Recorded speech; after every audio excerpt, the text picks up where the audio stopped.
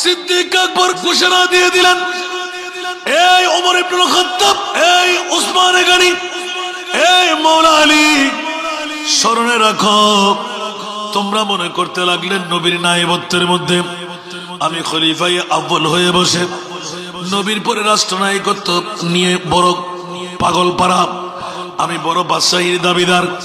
না না না, আমি আগেও ছিলাম মুস্তাফার গোলামের মধ্যে, এখনো সেই গোলাম হিসাবে আছি।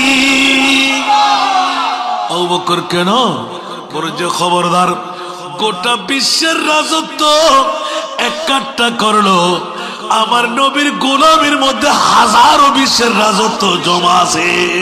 এত লাই মওলা আলী শেরে খোদা আল্লাহর দরবারে আপিল করে আল্লাহ আর একটা সুযোগ দেয়, মুস্তাফার গোলামের মধ্যে আই আর নবীর চেহারা গান আয় কিনে অন্তর দিসায়ুম, নবী আর খরুর মধ্যে গুম যাবে। সিদ্দিক আকবর একবার এক নম্বর জান্নাতি কেন হইল? আলা হযরতের কলম, সিদ্দিক বলকে গার পে চাউস পে দে চুকে और हाफिज जा तू जाने फुरू जे गुरर की है जान बासा फरस।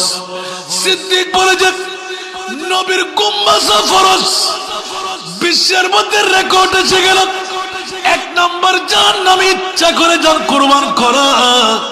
আর আবু বকর সিদ্দিক দুনিয়াকে জানান দিয়ে দিলেন, আল্লাহ ফতোয়া দিয়ে দিলেন, নবীর গুম বাঁচাবার জন্য যেই জন চার কুরবান করতে পারে আমি আল্লাহ তাকে এক নম্বর জান্নাতি ফতোয়া দিয়ে দিলাম।